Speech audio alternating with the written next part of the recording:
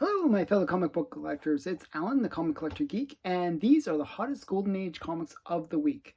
Number 10 on the list is Jackpot number 7. This is from fall of 1942. It is it's a crazy cover. You got bondage, you got Japanese soldiers, you got Nazis, just skulls. It's got everything on the cover, but it's also an early Archie appearance. It's actually one of the, I think, within the top, within the first 10 appearances of Archie in comics. So very early Archie appearance, and just a great cover, like for collectors of World War II propaganda covers and you know World War II paraphernalia and good girl art because it's a bondage cover. So just lots of fun stuff going on there.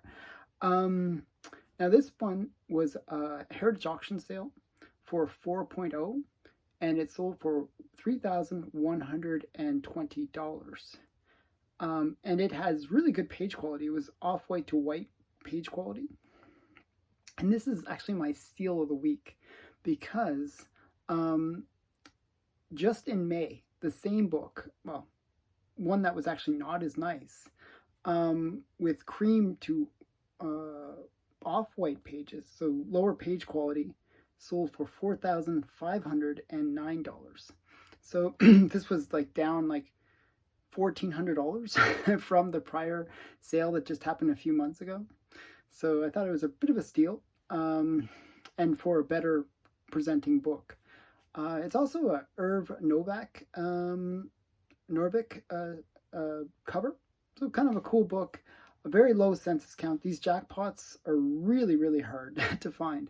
So if you find one, you hit the jackpot because there's only 23 universal, 23 graded copies, and 18 of them are universal blue labels. Number 9 on the list is Jungle Comics number 46. This is a Fiction House book from 1943. It is a Raphael Astarita cover, and it's got jungle elements with a good girl and a gorilla attacking the good girl, and you got the hero swinging in to save her. Well, the reason this is an interesting one is it's not a key. There's no key book element here, but it is it's a great jungle good girl art cover. And it was a high grade copy that came up for sale. It was a 9.0 and it sold for $1,320. Now, there was no prior sales to guide us on this one, and that's really going to be a bit of a theme for this video, where I'm looking at books that didn't have much sales history, and how do you figure out what they're worth? Well, this one only had an 8.5 sale, and the 8.5 sold for $1,080. So this is about 30% higher for the 9.0 compared to the 8.5. And that 8.5 sold in March of this year. So this is a strong sale, but it's one where it's like, it's a first of, so it's a record, obviously. But, how do you figure out what the price is? And generally, the method that a lot of people will use is they'll take the prior sale, the closest one that's relatively close, and they'll try to figure out per point system, where you can say, okay, if we take $1,080, divide that by 0.85, and then multiply that by the new grade that we're looking at the auction from, that would give us roughly what the price should be. And that's kind of a system that people use.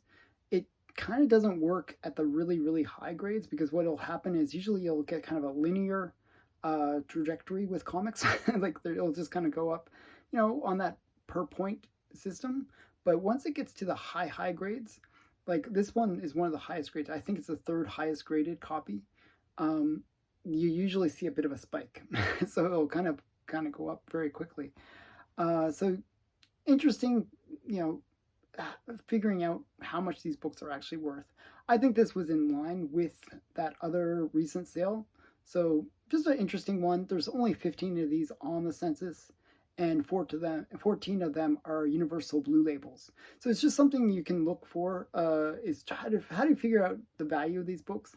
And I just thought this one was an interesting one to look at. Number 8 on the list is Action Comics number 80. And this is from January of 1945. It's a Wayne Boring cover, and it's the first cover appearance of, I'm going to try to get it right this time. I'm going to really try. Mixel?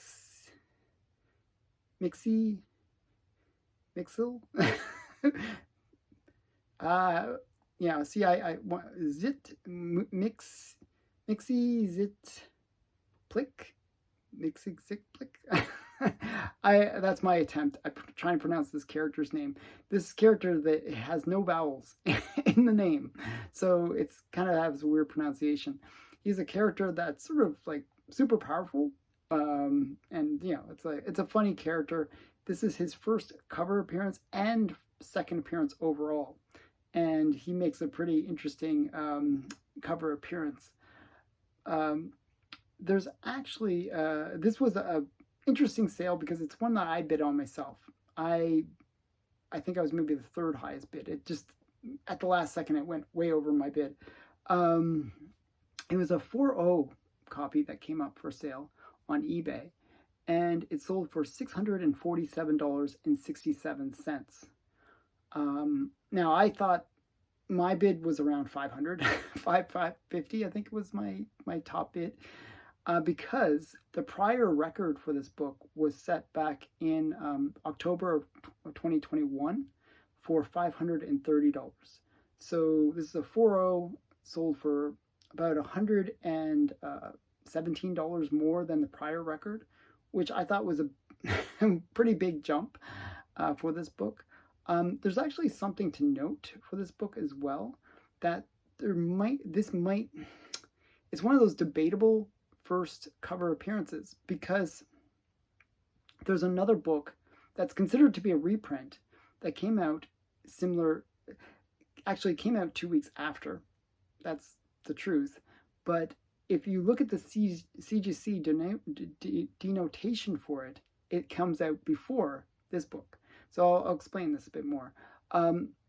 So this Action Comics 80 came out, or according to CGC label, came out in January of 1945. Really, it came out a little bit earlier than that. It came out in October, November, around that time of 44. However, there's another book called U.S. Navy Special Edition number 1 from 1944 that also is a reprint of Action Comics 80. And on the CGC label for that, it says 1944. So if you look at the label from CGC, one looks like the reprint actually looks like it came before the Action Comics 80. It's a weird thing. The reprint's actually rarer. It's actually hard to find the U.S. Navy one. And I've seen prices where it's like 50% more expensive for the reprint than the original. So very interesting book. Just another like weird little CGC error, maybe. I don't know what to say, because the publication dates kind of suggest that it should be January. And really there's only about two weeks between the two books. So, and Action Comics 80 did come out first. So just so you know. There are 72 of these on the census, and 69 of them are universal blue labels. Next on the list, number 7, is Baffling Mysteries number 7. This is from March 1952 from Ace Publications, and it's probably like one of the most sought after covers for the Baffling Mysteries series.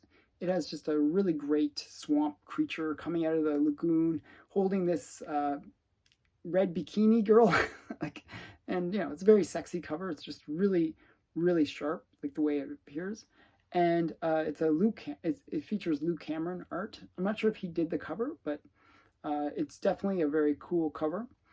This was a raw copy that came up on Heritage Auctions.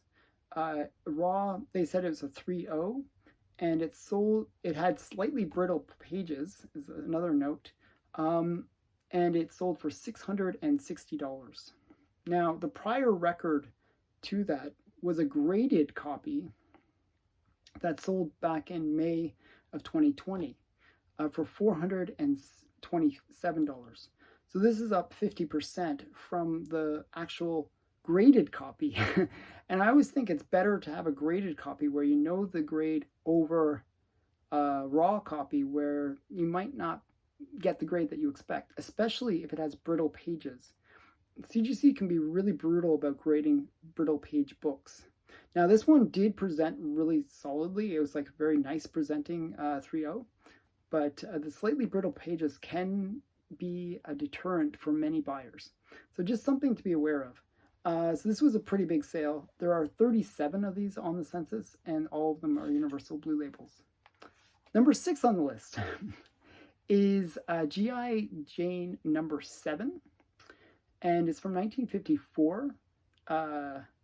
This is a really great one. I just did, on Friday, I did a comic cover challenge, and the theme was word bubbles. And this has a really great word bubble.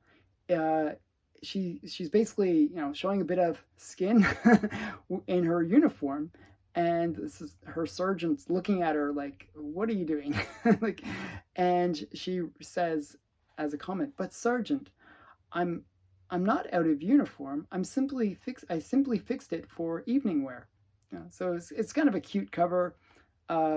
This was from that time period of good girl / military comics, and it was it's a fun one. Bill Williams did the cover, and it's just a cool one. Now this one is a really interesting one because it was a 3.5 that came up for sale on Heritage, and it sold for $480. Now this is not just a new record. This is there is just only record on CGC for this book. Now these G.I. Janes are really rare, just hard to find, and there are collectors like myself that look for them. They're really hard to find though. So this one is a record across all grades, because there's only 7 of these on the census in any grade, and for 3.5 sold for $480. Now, if one of the higher graded copies come up, it could be a pretty big sale. It's really just an interesting one, because how do you determine the price when there is no sales history? In this case, this one has a 0 sales history. So usually what you do if you get this kind of situation where there literally is no sales history, what you have to do is kind of compare it to other books of a similar genre and see what they would sell for in that grade. Like a good example would be compare it to maybe a Torchy or Canteen Kate or something where it's a similar kind of level, and you kind of say, okay, this is maybe in that $300 to $500 range. I thought it would be maybe a $300 book, because I've seen raw copies of this book sell for anywhere from $200 to $300. So I thought, it was going to be in that range, but it went way past that. So that's $480 was actually higher than what I expected it to go for. So I thought, really interesting sale. Another one of these ones where you got to figure it out what it's worth. Number 5 on the list is Thing number 9. Now this is a Charlton comic from 1953, and it was also one that was mentioned in The Seduction of the Innocent. And I'm a collector of The Seduction of the Innocent. I actually have this book in my collection. And it was cited because there's a pretty brutal scene in it. And actually, in The Seduction of the Innocent, the book, they showcase books that they believe led to juvenile delinquency. And The Seduction of the Innocent actually was one of these books that led to the Comic Code Authority.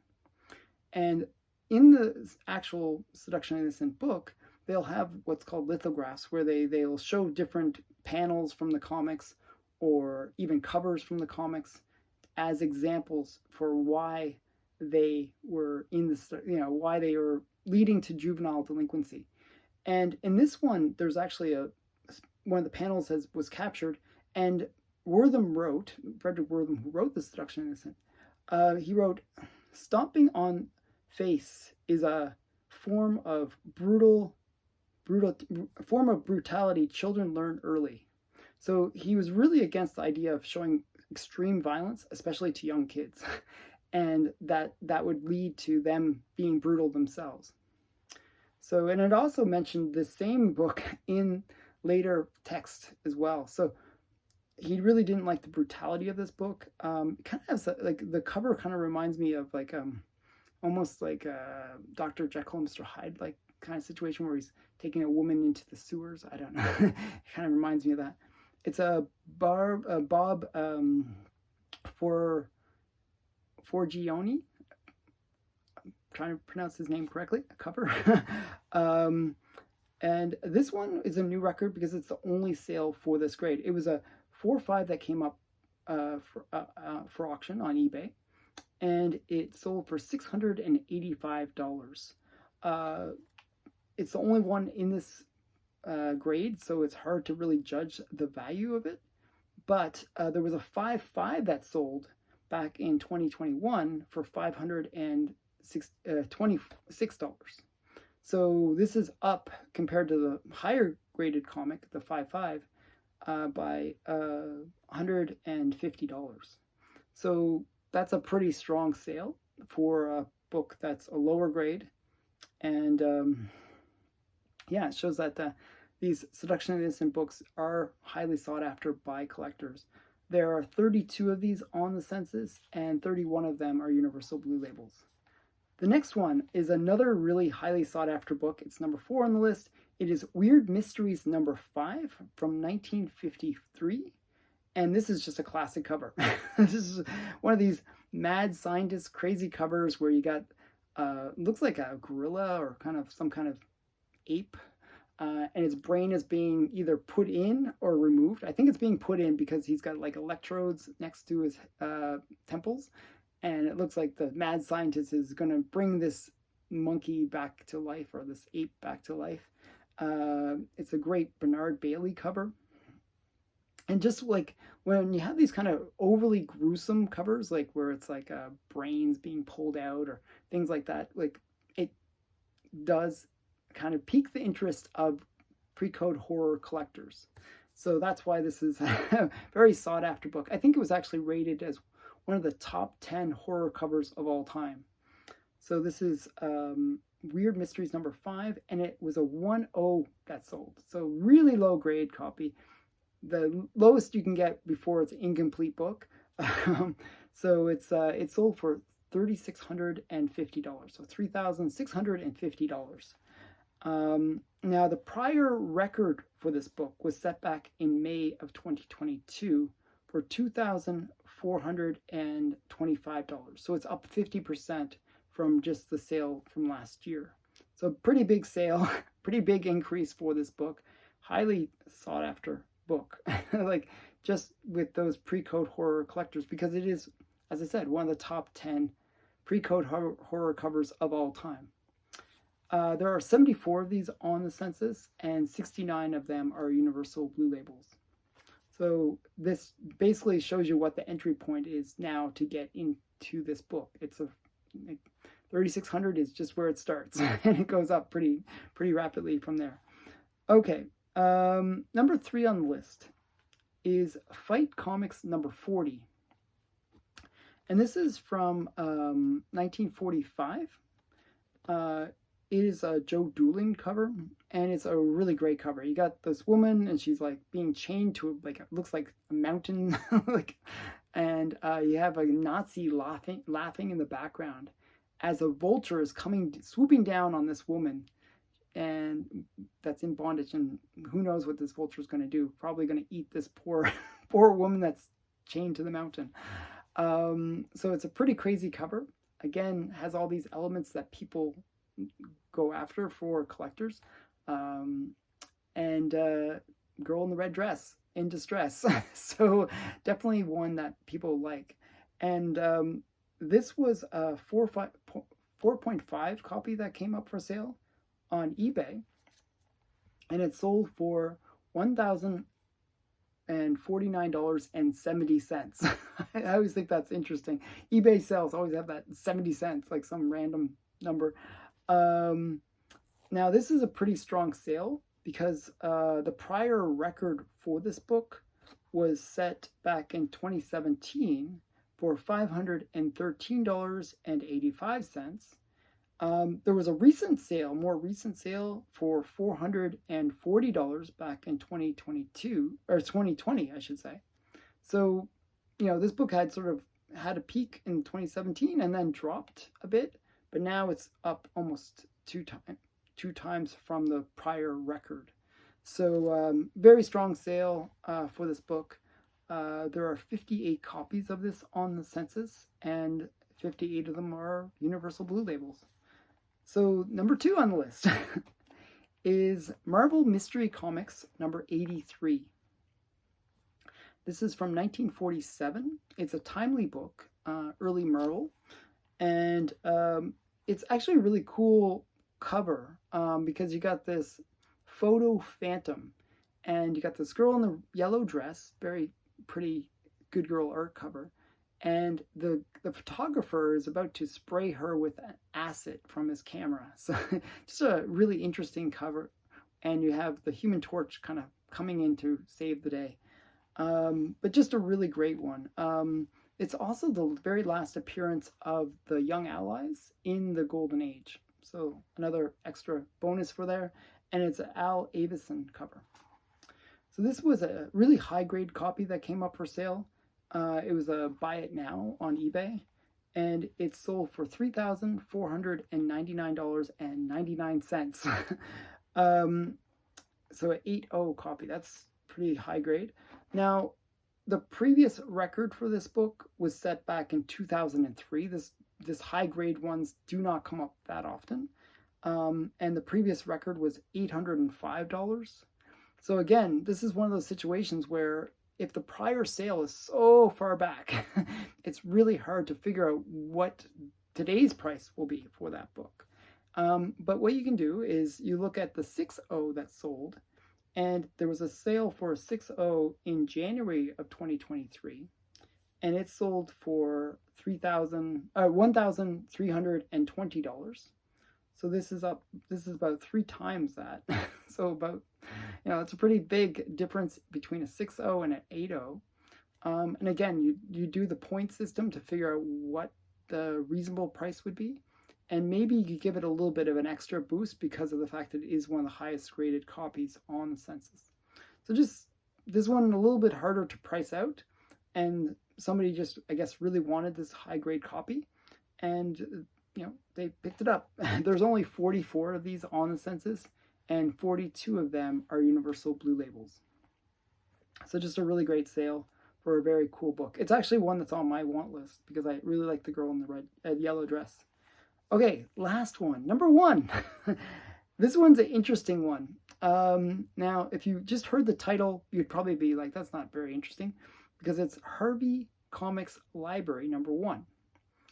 That's not a very interesting title, but that's not the title most people know this book by. The actual name of this book is Teenage Dope Slaves number 1. So just really kind of dramatic comic for the Golden Age because it's drug related. And one of the things that was criticized in the Seduction Innocent that I mentioned earlier was drug use. And Wortham actually really highlighted this book in particular because not only did it, it was actually designed to address drugs. It was a book dedicated to showcase that teenagers, could get involved with drugs, and we got to do what we can to stop it. So it was actually a very well-intentioned book. But Wortham saw it very differently. He saw it as a book that inspired other comics to, showcase kids with drugs and drug use. And he didn't like the fact that, he saw that as inspiring kids to get involved with drugs rather than staying away from drugs, and which is maybe the wrong interpretation, but that's what he interpreted. It's kind of sad that that's one of the things. So one of the things that actually got put into the comic code was you could not mention drug use. That was very forbidden. And one of the things that actually identifies the Bronze Age of comics was that there were comics that DC published and Marvel. Marvel did a story with Spider-Man where he was involved with a drug use. There was a drug issue. And they actually couldn't put the code on those comics. There was, I think it was like 2 or 3 issues of Spider-Man where they couldn't put the Comic Code Authority stamp on it because it mentioned drugs.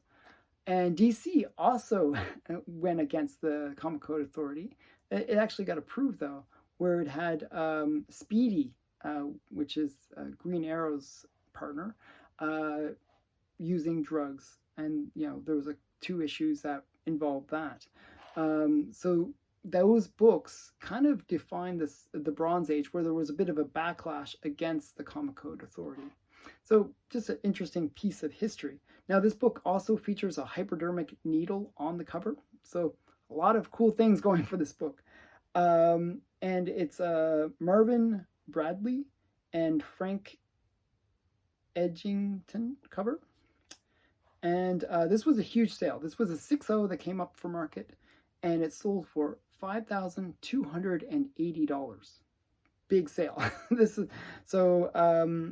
Now, to give you a sense of how big of a sale this was, there was a prior record for this book set back in 2014, so quite a ways back, for $1,021.70. So it's up 5 times from the prior record for this book. But even more shocking about this, so it's up 5 times, but that's over a big period of time. There was a 7.5 that came up just recently, like a couple of years ago, for $3,278. So this book is almost double what the 7.5 sold for, and it's a lower grade. So, that's a big sale for $5,280. Just a massive sale for this book. Now, this book has 74 on the census, and 69 of them are Universal Blue Labels. That was a heritage auction sale, and just a big sale for this book. I actually have a 5.0, I think, or 4.0 copy of this book. I didn't pay nearly that much for it. So very interesting one to see come up for auction. And again, it's hard to evaluate these books. And I think what happens is when they go these long periods without any sales, collectors will jump on any book that comes up, and they might pay big money for them because they're just highly sought after books with very few sales and opportunities to actually pick them up. So just an interesting one. I hope you thought, I'd like to hear your opinions on what do you think? How do you evaluate some of these books? Like, where there's either no census on them, or there is very few sales to go by, or it's a unique situation with the book where you just don't know what the value is. So things to think about. I'm curious what people's opinions on this are. Did you hopefully enjoy this video? If you did enjoy this video, please give me a like because it does help me get the videos out to more people. And also subscribe to the channel so you don't miss out on any of these videos that I do. So thanks again for watching. Bye for now.